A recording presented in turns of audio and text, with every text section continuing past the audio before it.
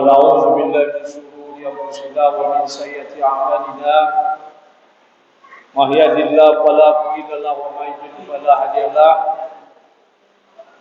أشهد أن لا إله إلا الله وحده لا شريك له أشهد أن محمدا عبده ورسوله لا نبي بعده.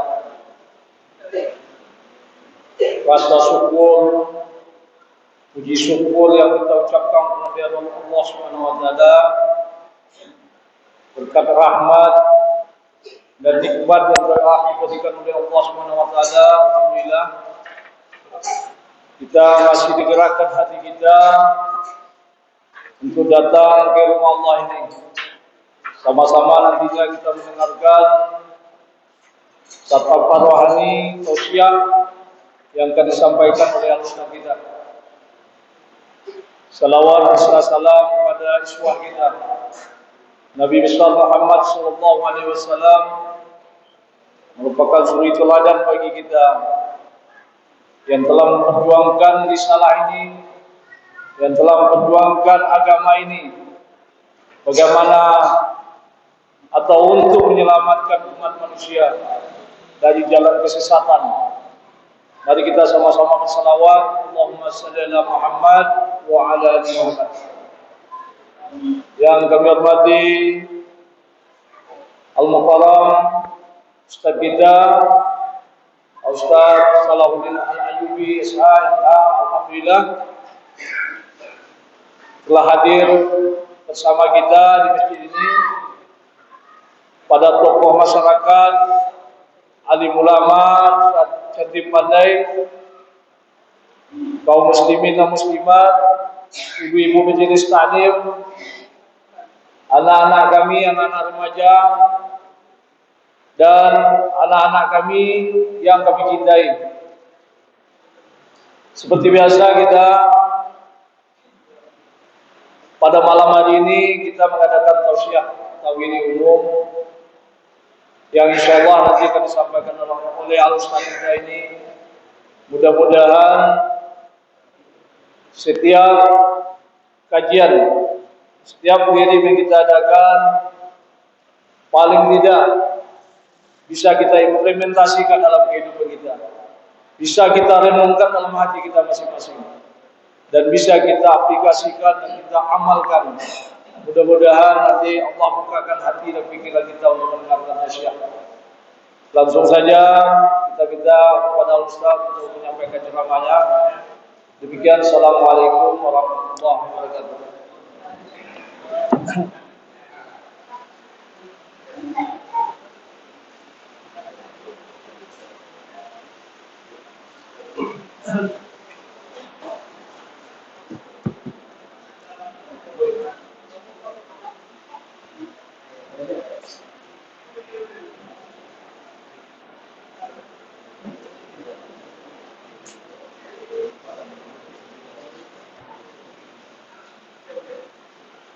أعوذ بالله من الشيطان الرجيم. بسم الله الرحمن الرحيم. رب اشرح لي صدري ويسر لي أمري واحلل عقدة من لساني يفقهوا قولي. السلام عليكم ورحمة الله تعالى وبركاته.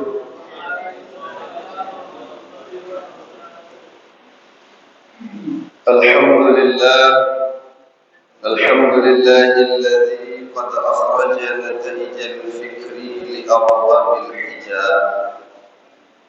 أشهد أن لا إله إلا الله وحده لا شريك له، وأن سيدنا محمدا عبده ورسوله لا نبي بعده.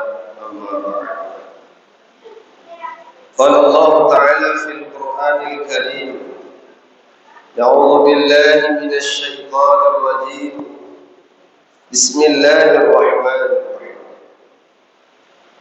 إن المنافقين يخادعون الله وهو خادعهم وإذا قاموا إلى الصلاة قاموا كسالى يراعون الناس ولا يذكرون الله إلا قليلا.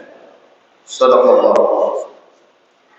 Masyarakat muslimin, bapak-bapak, ibu-ibu, orang-orang tua saya yang mudah-mudahan setiap langkah kaki, ayunan tangan yang menuju Allah Ta'ala ini mudah-mudahan senantiasa dapat rahmat dan ridha daripada Allah Subhanahu wa Ta'ala.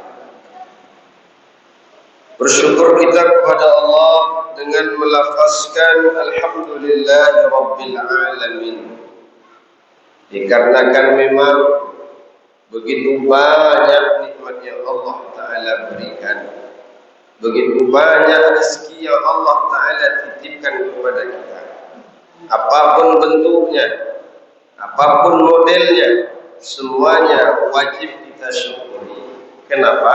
Karena semua diminta pertanggungjawaban di hadapan Allah Subhanahu wa Ta'ala. Rezeki umur panjang, umur yang sampai hari ini dihabiskan sudah berapa lama untuk apa? Sudahkah kerut di wajah kita? Sudahkah hitamnya jidat kita? Sudahkah dengan rontoknya dan permisinya satu persatu gigi meninggalkan kita? Itu dikarenakan sudah dekatkah kita sama Allah, sudah betul-betul fokuskah ibadah kita sama Allah, atau ibadahnya pertama kali kenal sholat tidak ada bedanya sampai sekarang, tak ada perubahan. Maka daripada itu Bapak Ibu yang dimuliakan Allah Subhanahu wa Ta'ala, rasa syukur ini tentunya kita manfaatkan. Sisa-sisa umur yang Allah Ta'ala berikan kepada kita ini, mari sama-sama kita gunakan untuk mendekatkan diri kepada Allah Subhanahu wa Ta'ala.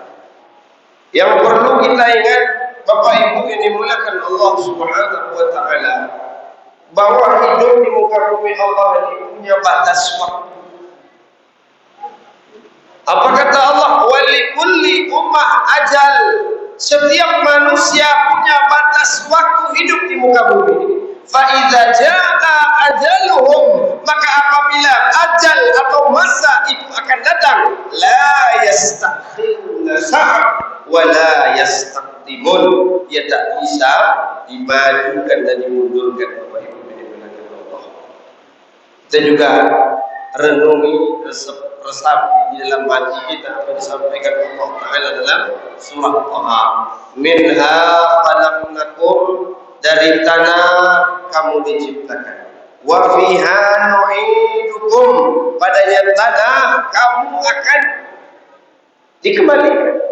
Wa minha nukhrijukum taratan ukhra, darinya tanah pula kita akan dibangkitkan pada kali yang lain.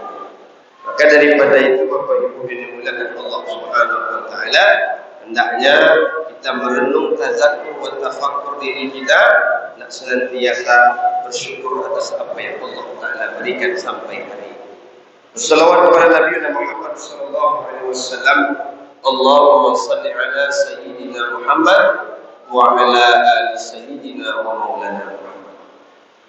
Pada kesempatan pada maghrib ini kita akan membahas satu ayat daripada Al-Quran, tepatnya dalam surah An-Nisa ayat 142. Apa kata Allah? Innal munafiqina yukhadi'una Allah. Sesungguhnya orang-orang munafik itu mereka ingin nipu Allah Ta'ala. Wa huwa khadi'uhum, tetapi Allah Ta'ala duluan menipu mereka. Ini ceritanya Bapak Ibu, ciri-ciri orang munafik. Apa ciri-ciri orang munafik? Kalau dalam Al-Quran, kalau dalam hadis, kemungkinan Bapak Ibu sudah tahu, kita hafal hadisnya. Alamatul munafik, ciri-ciri orang munafik itu 3 dalam hadis. Idza hadatsa kadzaba, apabila bicara dia dusta.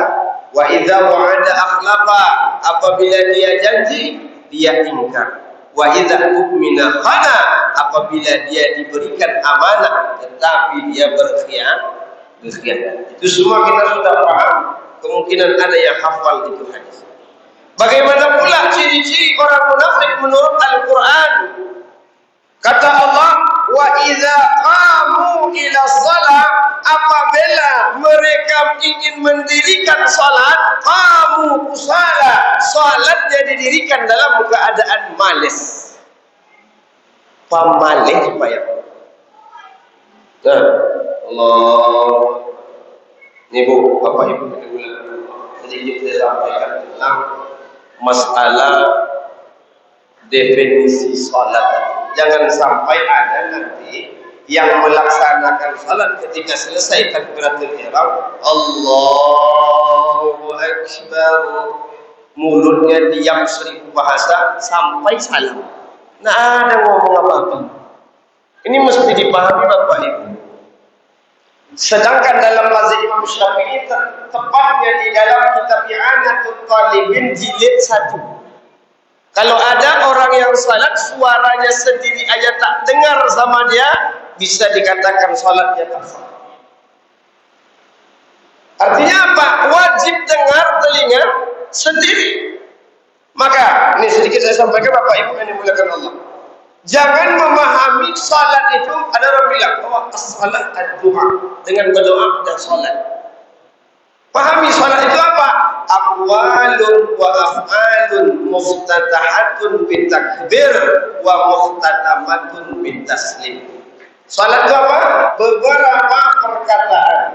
Wa af'alun, beberapa perbuatan. Ada beberapa perkataan, ada ucapannya. Ada beberapa perbuatan, rukuk, i'tidal, sujudnya. Yang muftatahatun bitakbir, diawali dengan takbiratul ihram, wa muftatamatun bitaslim, dan diakhiri dengan salam. Itulah yang dimaknai atau yang dimaksud dengan salat. Jadi kalau ada orang salat Allahu Akbar, diam aja mulut. Nah, itu bukan salat. Itu bisa dikatakan bahwa salatnya tidak sah. Lalu sedikit saya sampaikan Bapak Ibu yang dimuliakan Allah, ini masalah khilafiyah. Beda pendapat, jangan salah paham kita. Di mana letak beda pendapat? Ketika kita pasang niat waktu ngangkat usalli. Ada orang baca usalli, salah bacanya. Orang kita ini banyak salah, kenapa? Dan sejak MTA diajarkan usalli, bukan usalli. Bukan di satnya yang pakai tasdid, tetapi di lamnya usalli. Kalimat asalnya salaya, tak boleh berharkat huruf ilan, maka dipindahkan harkat huruf ilan kepada huruf sebelumnya. Jadi salah. Tetap di belakangnya ada rumahnya. Ini menunjukkan bahwa asal kalimat salah itu salaya. Bentuk tadi ganti di harkat atau huruf yang di belakang tadi ditambah dengan tasydid, jadinya salat. Salat adalah salat seorang laki-laki. Kalau aku salat usalli, kalau ada yang baca usalli, salah bacanya. Usalli, aku salat, atau sengaja aku salat. Nih, sebelum saya terangkan masalah khilafiyah, di dalam yang salat itu yang wajib cuma dia. 1 kafat, 2 ta'aruf, 3 ta'yin. Jangan Bapak, karena Bapak mazhab Imam Syafi'i, lalu Bapak terjemahkan sampai akhir lillahi ta'ala. Shalli fardal maghribi 3 raka'atin mustaqbilal qiblati imaman aw ma'muman lillahi ta'ala. Otomatis Allah sengaja berdoa. 3 rakaat. Menghadap kiblat. Maka ada batas yang wajibnya. Mana batas? Ada kasan. Kasan itu apa? Menyengaja, kesengajaan kita. Usalli, sengaja aku salat. Lalu setelah kasan itu apa? Ada ta'aruf, didatangkan. Apa yang didatangkan? Usalli fardhu. Salat ini kedua, ada fardhu, ada sunnah. Jelaskan fardunya. Lalu yang ketiga, ta'yin, dijelaskan. Salat fardu itu ada 5, jelaskan. Zuhur, asar, maghrib, isya atau subuh. Maka 3 ini wajib. Sengaja aku salat fardu subuh. Sengaja aku salat fardu maghrib. Kalau ada yang niat sengaja aku salat maghrib, niatnya tidak sah. Otomatis apa? Batal salatnya.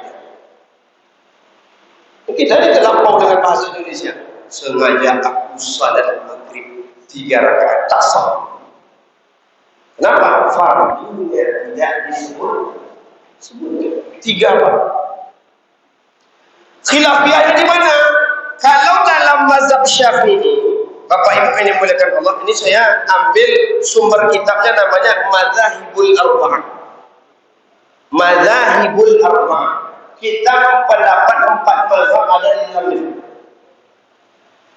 Apa menurut 4 mazhab? Menurut Malikiyah, menurut Hanafiyah, menurut Hanabilah. Kalaulah pakai Yahya belakang Malikiyah, berarti bukan Imam Malik tapi pengikut Malik. Hanafiyah pengikut Imam Abu Hanifah. Hanabilah pengikut Imam Ahmad bin Hanbal. Bagaimana mereka memasang niat ketika awal salat takbiratul ihram? Ayyasiha an tataqaddaman niyyah. Sah mendahulukan niat sebelum takbiratul ihram di zamanin yasir dengan jangka waktu sesingkat-singkat mungkin. Maka kalau ada Pak Imamnya, Bapak Ibu yang dimuliakan Allah, mengangkat takbirnya Allahu Akbar. Ada Bapak Ibu pergi umrah diimami oleh Imam As-Sudais. Ya Mekah Al-Mukarramah, ada yang akan sekali. Allahu Akbar. Kalau kita mazhab Syafi'i, apa ini masalahnya? Kenapa? Ini bukan mazhab Syafi'i. Karena mereka beralasan apa? Ayyasiha an tataqaddaman niyyah. Sah mendahulukan niat ala takbiratul ihram. Boleh niat dulu baru Allahu Akbar. Sengaja salat fardu maghrib jadi imam karena Allah Taala. Allahu Akbar. Niatnya didahulukan baru takbiratul ihram. Boleh. Dan bahkan menurut imam yang lebih apa lagi ekstrim itu, menurut Imam Abu Hanifah sendiri, kalau bapak ingin sholat berjamaah di Masjid Al-Madani ini, contoh bapak niat sholatnya di rumah, sampai di masjid angkat takbir Allahu Akbar. Niat sholatnya di rumah. Tapi bukan berarti. Kalau Syafi'i bagaimana Ustaz? Nah, kata Imam Syafi'i, la budda man an takuna niyyatu muqaranatan li takbiratil ihram. Mestilah bahwa pasang niat itu muqaranatan, disamakan, diserentakkan, ya, li takbiratil ihram, bagi takbiratil ihram diserentakkan. Berarti ketika mengucapkan Allah dari alif sampai ra, Allah, di situlah pasangnya sengaja aku salat fardu maghrib.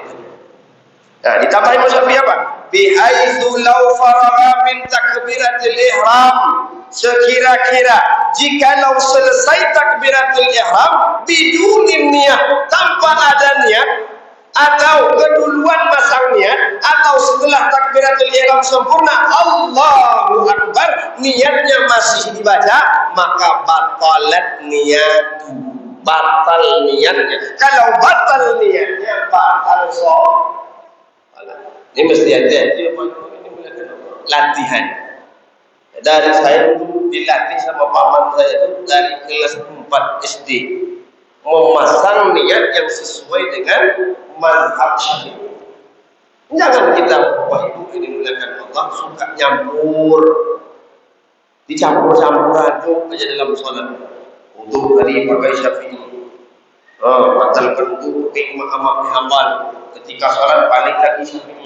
Nanti waktu subuh tak pakai kunut, balik lagi pada mengikut mazhab Imam Ahmad bin Hanbal. Jadi maunya apa?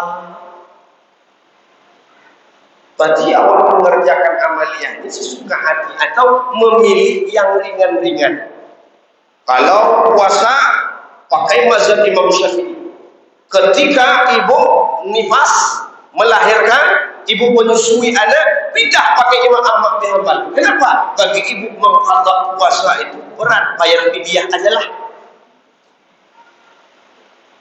Karena di dalam mazhab Imam Ahmad bin Hanbal tidak mewajibkan qadha puasa bagi perempuan yang nifas, yang melahirkan, lalu yang menyusui, tidak wajib qadha puasa.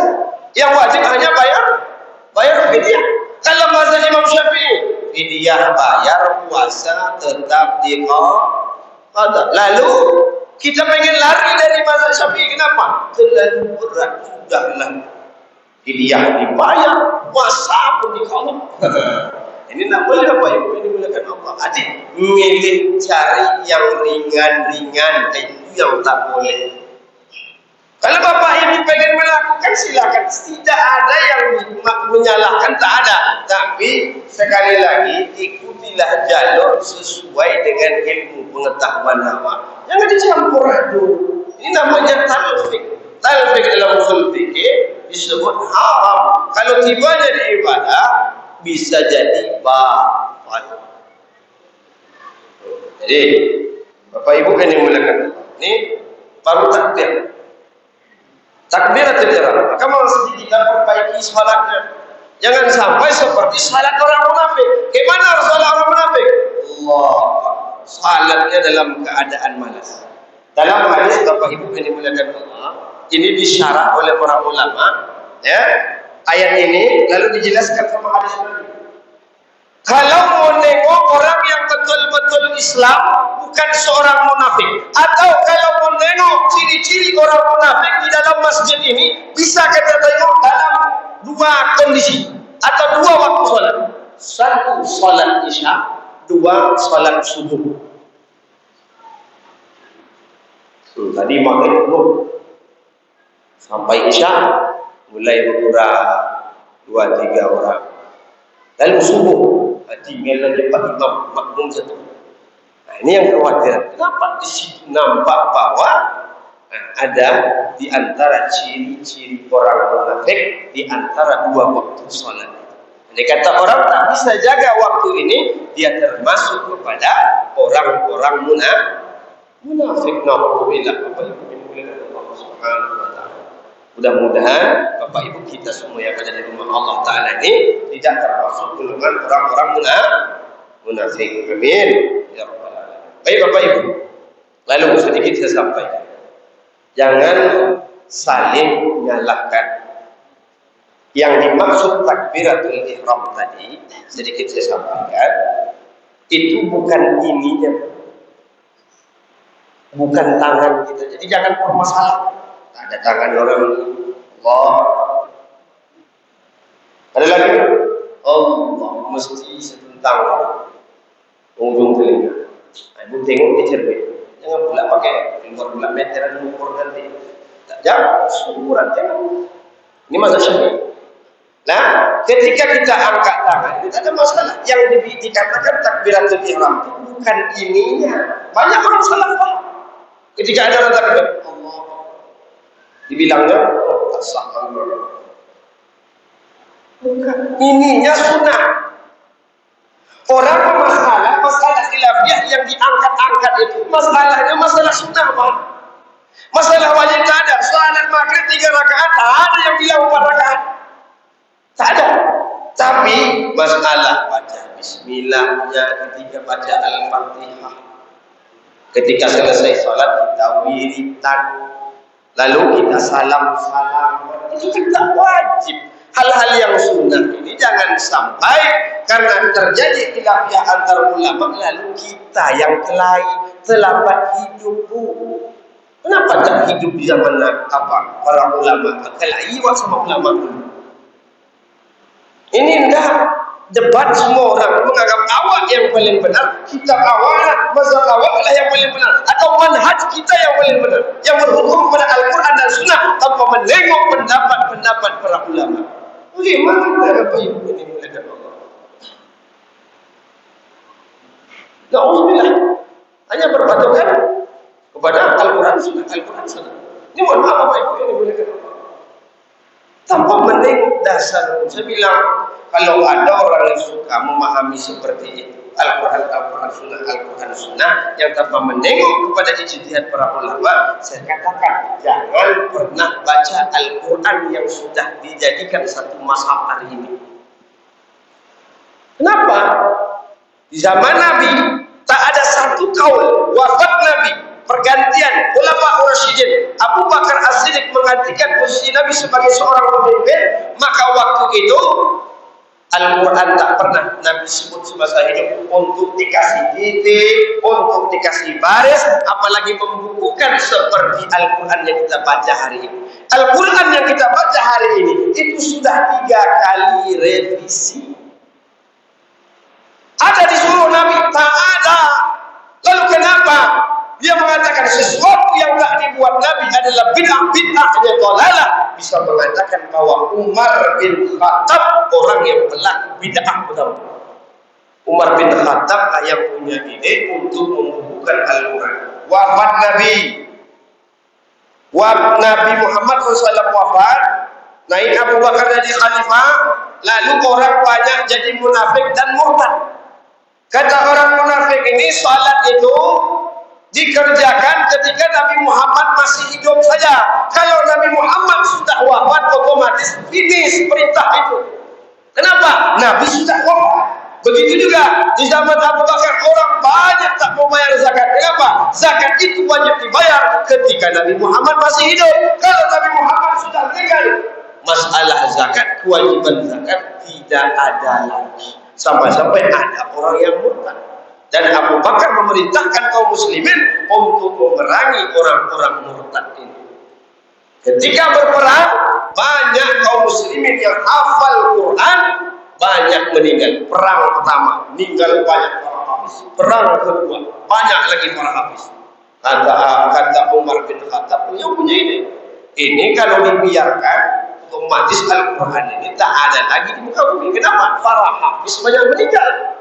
Jadi yang punya ide ini siapa? Umar bin Khattab. Umar bin Khattab di antara 4 khalifah Khulafaur Rasyidin, keempat-empatnya dijamin oleh baginda Rasulullah SAW masuk surga. Lah kita yang bukan siapa-siapa, tidak ada jaminan masuk surga, bilang sesuatu yang tidak dilakukan, yang tak ada perintah dari Nabi Muhammad adalah bid'ah, maka kita otomatis mengatakan Umar bin Khattab adalah pelaku bid'ah. Alhamdulillah Bapak Ibu dimuliakan Allah. Ini kalau kita bicarakan sama orang itu, dia tak mau paham, tak mau tahu dia. Asalkan tak ada Quran, tak ada hadis. Tapi Al-Quran sekarang yang aneh, Al-Quran sekarang dibaca juga. Ini masalah Bapak Ibu. Yang lain kita dibidah-bidah. Maka kita sering sampaikan, Nabi Muhammad hidupnya tak sehari, 63 tahun, model cara salatnya pun banyak. Takbir, Allah, enggak. Ada lagi, Allah, kelingking di pusat, lalu beleng ke kiri. Ada lagi, Allah. Lalu kita sidang orang, ayat orang hukum yang mula, Allah. Ada yang melepas, Allah. Jangan jadi persoalan karena meletakkan tangan mau di mana pun itu tidak jadi kewajiban atau rukun sholat. Ini masalah-masalah khilafiyah yang berada di tengah masyarakat itu kadang-kadang bikin rusuh, bikin semacam wabah penyakit, keluar gunjing kan orang. Itu juga Bapak Ibu yang muliakan Allah. Dalam sedikit saya singgung masalah dalam penyelenggaraan jenazah misalnya. Ada orang meninggalnya itu bunuh diri. Banyak utang ke bank, banyak utang ke tetangganya. Ya, kebunnya habis, semua habis, lalu dia mati bunuh diri. Kata ulama-ulama sebagian apa? Kata sebagian masyarakat, jangan dimandikan, jangan disolatkan, langsung aja dikuburkan. Ini mohon maaf Bapak ya. Ini mesti kita pahami perlahan-lahan satu persatu. Jangan sampai terjadi khilafiyah lalu kita saling tuding itu sesat, itu salah, tak ada diajarkan Nabi. Nabi memang ketika ada sahabat yang mati bunuh diri, Nabi tidak mau ikut menyalatkan. Tapi jangan ambil hadis itu sepotong sampai situ. Ketika ada sahabat lain menyuarakan, Nabi tidak melarang. Kalau ada Nabi itu melarang, otomatis haram secara keseluruhan. Tapi kalau beliau, contoh Khalid bin Walid, Bapak Ibu ini berkata Allah, kalau kita baca kita tarik Khalid bin Walid di tempat dia, ketika Nabi Muhammad berada di tempat Khalid bin Walid ini tangkap biawak di padang pasir untuk dimakan, dibakarnya, dipanggangnya, diajaknya Nabi makan. Tak boleh Rasulullah makannya. Nabi diam. Nabi tak nolak, Nabi diam. Diamnya Nabi pertanda boleh. Nabi tadi tidak melakukan. Kenapa? Karena dia seorang pemimpin. Nanti kalau ada orang yang banyak melakukan lagi, ini jadi suatu pelajaran. Kalau ada sahabat yang mati bunuh diri, Nabi Muhammad tak mau solatkan. Berikan pendidikan kepada sahabat, kepada umatnya. Lalu sahabat yang lain ikut menyalakan, tidak dilarang. Ini kata para ulama. Imam Abu Hanifah mazhab paling tua. Di bawahnya ada Imam Malik, guru Imam Syafi'i. Lalu ada Imam Syafi'i, Imam Ahmad bin Hanbal. 4 mazhab sepakat kalau ada orang mati bunuh diri, itu laisal khuruj minal Islam, tidak keluar dari agama Islam, matinya dalam keadaan fasik atau disebut dengan mati yang asli, matinya penuh maksiat atau dalam kefasikan. Tahu itu larangan Allah, tapi masih tetap juga melakukan larangan itu. Bukan mati kafir.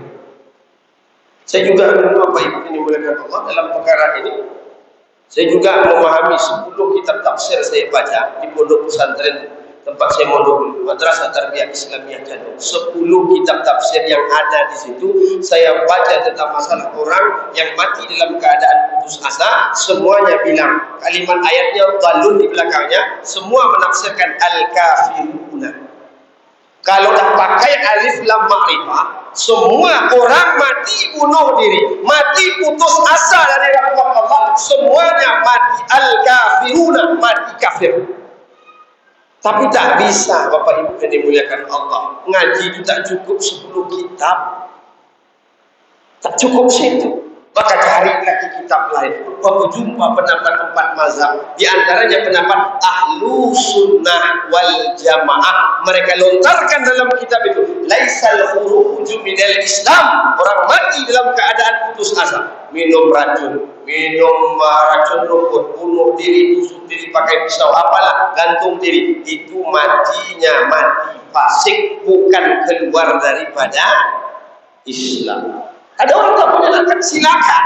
Tapi Nabi tak mau nyalakan, ngasih pelajaran, mendidik umatnya, mendidik para sahabat. Jangan sampai kalian ada yang mati dalam keadaan putus asa.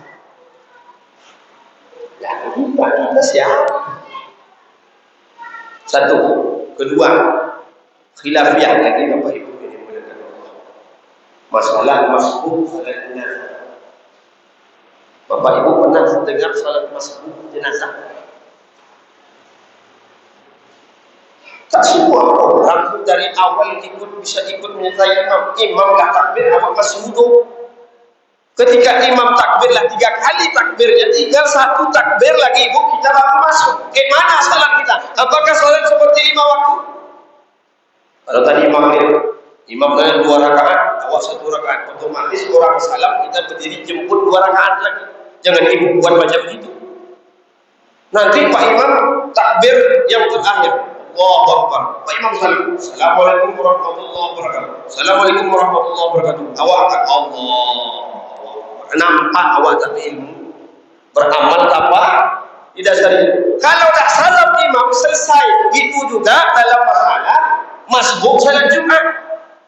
Kalau bapak masbuk salat Jumat, salam imam salam. Karena kewajiban berjamaah dalam salat Jumat itu hanya 1 rakaat. Kalau bapak dapat 1 rakaat, tak perlu bapak angkat lagi, bapak jemput lagi salat itu. Jadi kalau bapak mau baca, saya tulis tentang tata cara penyelenggaraan jenazah wa ikhtilafuha. Ada ikhtilaf dalam perkara itu. Nah, silakan bukan Salahuddin yang nulis. Salahuddin hanya memindahkan kaul perkataan ulama dari kita, dibawakan ke tulisan bahasa Indonesia. Arabnya ada, masih utuh. seperti yang ada dalam kitab, lalu di bawahnya ada footnote catatan kaki, dan di situ tunjuki, tengok langsung kitabnya kalau tak percaya. Saya tulis masalah masalah jenazah. Dua buku yang pertama tentang jenazah, yang kedua masalah solat Jumat. Sama anak itu jadi masalah apa? Kenapa kata orang tua belakang? Apalagi ada anak tak solat 1 rakaat, 2 rakaat, lalu diangkat anak itu pindah ke belakang. Itu bahaya itu apa ya? Tak boleh Pak memindahkan orang lain lalu awak untuk memasukkan diri awak ke saf itu karena dia anak-anak, tengok anak-anaknya. Kalau anak-anak sudah faham ini najis, ini membatalkan wudu, kalau buang angin membatalkan wudu, wudunya dah pandai, dia sudah bisa membedakan mana yang baik, mana yang buruk, bisa membedakan mana yang membatalkan wudu, mana yang tidak. Tidak boleh hukumnya memindahkan anak itu. Tak boleh. Itu dalam mazhab Syafi'i. Dalam buku ada footnote catatan kaki, nama kitabnya langsung fikih sunnah. Jangan dilarang Pak. Tapi kalau bapak sebelum sholat disampaikan itu tak masalah. Tapi kalau anak sudah masuk awak terlambat nih Pak masuk, lalu ada anak pula di samping itu, lalu tidak turun belakang, tak boleh. Haram hukum. Tak boleh Pak. Berdosa kita Pak. Kita orang tua kalau terlambat kita udah letak kursi. Ngambil saf itu, kalau ngambil fadilahnya Pak, ambil dari kaki sebelah kanan imam, ya, kaki sebelah kanan imam kita bawa ke kanan. Itu laki-laki. Habiskan ke kanan, baru ke kiri. Lalu ngambil saf kedua dari tengah, jangan dari samping. Ini fadilah saf. Ini banyak kadang-kadang nyari keseimbangan. Kayak kita sholat dalam kapal aja kayak. Kita sholat di masjid. Penuh sini dulu. Oh, sinilah lebih, sinilah amat. Jangan gitu. Yang kanan bukan. Kenapa? Yang kanan saf pertama ini lebih afdal. Lebih afdal ketimbang saf pertama yang kiri. Saf kedua sebelah kanan lebih afdal ketimbang saf pertama tapi sebelah kiri. Ibu kebalikan dari bapak-bapak. Yang bagus bagi ibu-ibu saf yang paling belakang. Lebih afdal. Tapi jangan pula nanti saf sini belum penuh, ibu ngambil yang paling ujung sini. Salah juga. Ini fadilah saf. Ibu-ibu saf yang paling afdal itu sebelah kiri dulu. Sebelah kiri lebih afdal ketimbang sebelah kanan. Saf kedua yang sebelah kiri lebih afdal ketimbang saf pertama sebelah kiri kanan. Fadilah. Yang lebih afdal lagi posisinya yang paling belakang. Karena ibu kalau dekat nampak pula kepala bapak-bapak. Ya. Sebelah kanan imam. Ya, bukan sebelah kanan saya, sebelah kanan imam. Jadi ngambilnya itu dari kaki sebelah kanan. Bapak bawa ke kanan dulu. Itu fadilah saf ya Pak. Dalam artian apa? Kalau kita melakukan tidak jatuh kepada rusak salat kita atau tidak sah tidak. Tapi ini mengambil fadilah. Kita sering sampaikan. Sawu sufufakum. Lurus rapatkan saf. Fa inna taswiyatas sufuf min tamamis shalah. Berarti kan merapatkan saf itu, melurus rapat saf itu sebahagian dari kesempurnaan salat. Dalam masalah rapat sedikit saya sampaikan.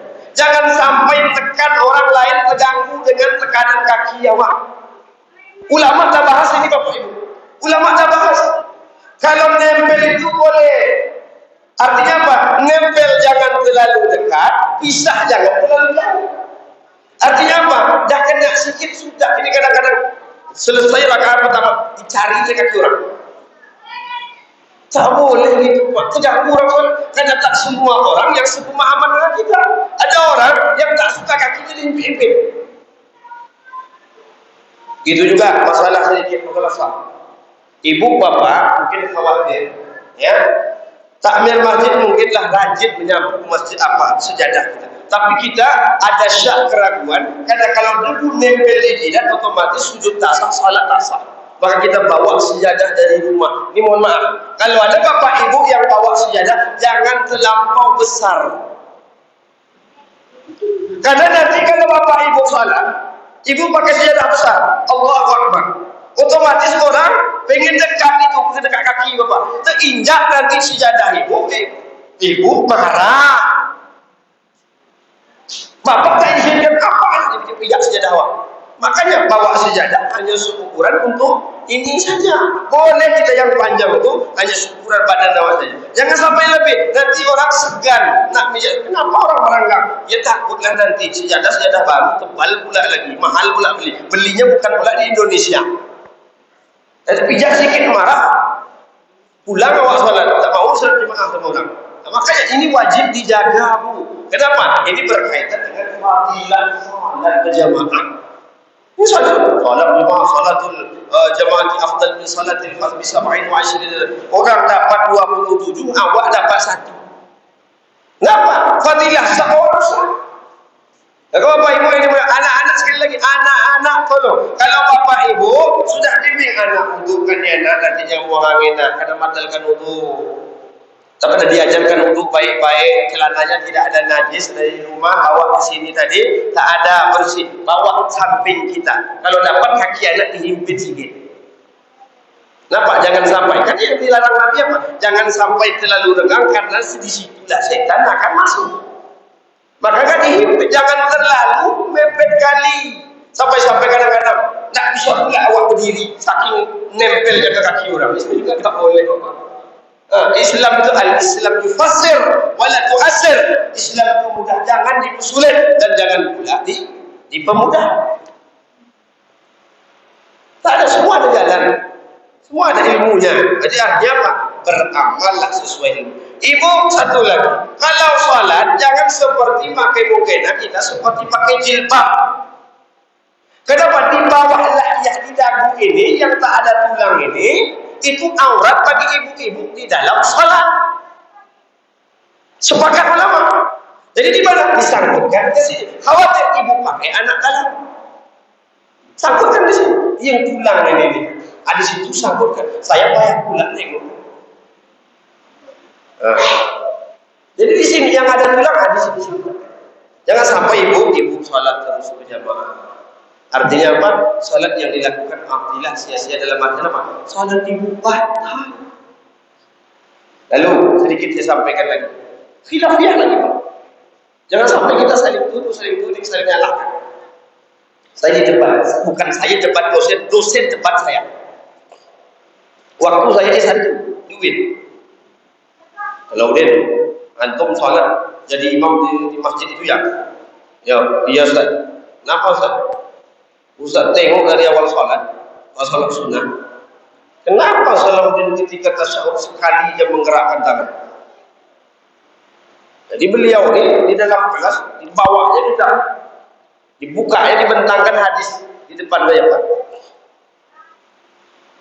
Ini hadisnya jelas katanya bahwa ketika tasyahud, ketika membaca asyhadu an la ilaha illallah, wajib menggerak-gerakkan telunjuk. Bilang Pak boleh, Pak Ustaz boleh saya tengok hadisnya, lapan hadisnya Pak Ustaz. Boleh, tengok saya. Jadi menggerakkan itu bahasa Arabnya harakatun. Mohon maaf nih Ustaz, bentuk kalimat harakatun ini apakah bentuknya mufrad, musanna atau jamak? Saya tanya. Bentuk kalimat harakatun itu mufrad, isim mufrad, musanna menunjukkan dua, atau jamak atau lebih. Kalau Bapak memahami bahwa harakatun itu adalah jamak, ialah asyhadu an la ilaha illallah, boleh begitu. Atau asyhadu an la ilaha illallah, boleh Bapak gini kan. Kenapa saya pakai satu? Saya memahami hadis yang ada dalam kitab yang Bapak bawa ini. Harakatun itu bentuknya mufrad. Artinya apa? Mufrad itu menunjukkan satu. Berarti saya asyhadu an la ilaha illallah cuma sekali. Kenapa? Karena lafaz yang disampaikan Nabi Muhammad SAW bentuknya mufrad, bukan musanna atau jamak. Inilah alasan kenapa ketika saya tasyahud saya angkat jadi telunjuk ketika asyhadu an la ilaha illallah sampai salam, tidak ada bergerak kiri kanan dan saya putar dari saya. Itu kan pendapat Salahuddin, bukan pendapat saya, Pak. Saya mondok. Jadi sama Bapak, jadi saya sampaikan kan. Ketika kita iqamat, qad qamatis salatu, qad qamatis salat, qad qamat, kamu. Qama itu adalah fi'il madhi.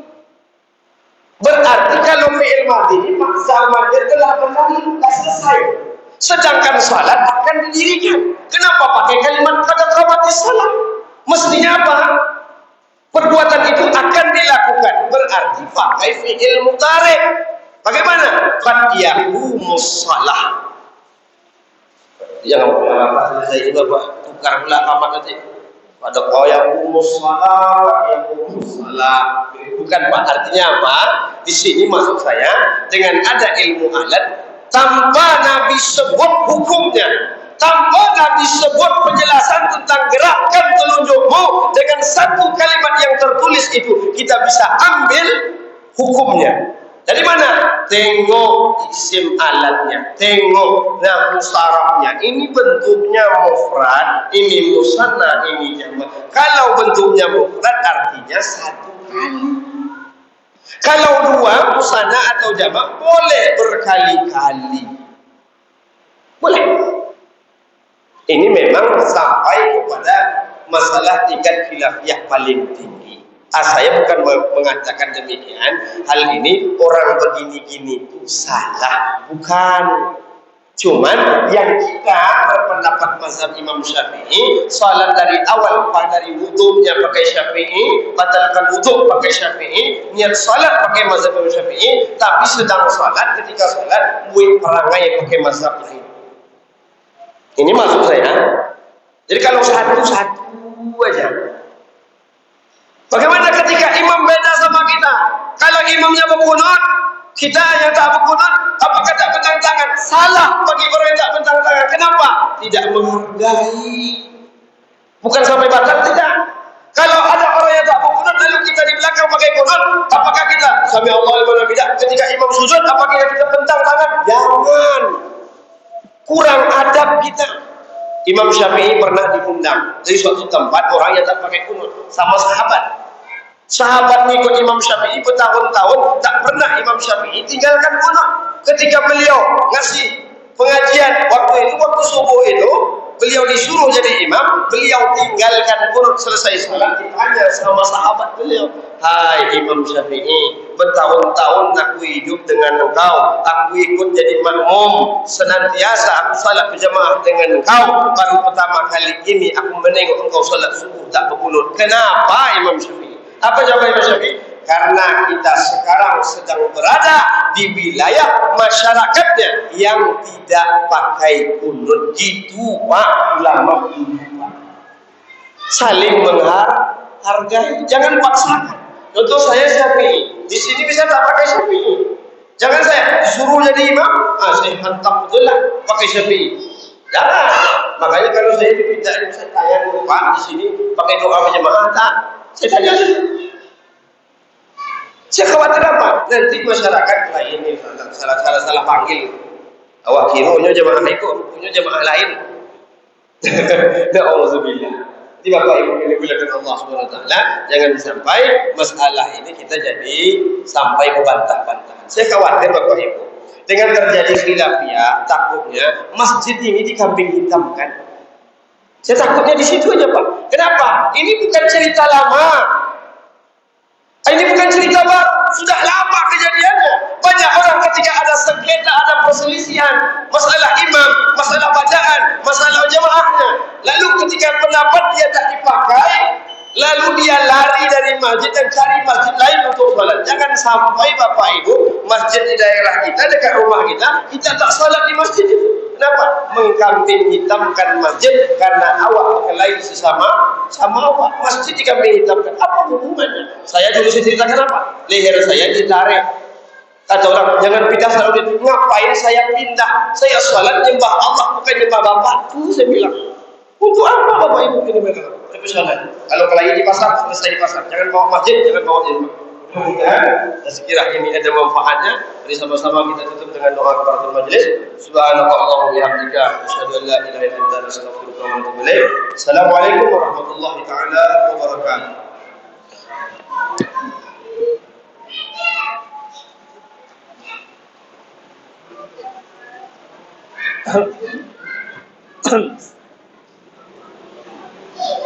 Alhamdulillah, banyak ilmu yang kita dapatkan ini mudah-mudahan bisa kita amalkan, mudah-mudahan bisa bermanfaat bagi kita. Kita waktu sholat isya sudah masuk.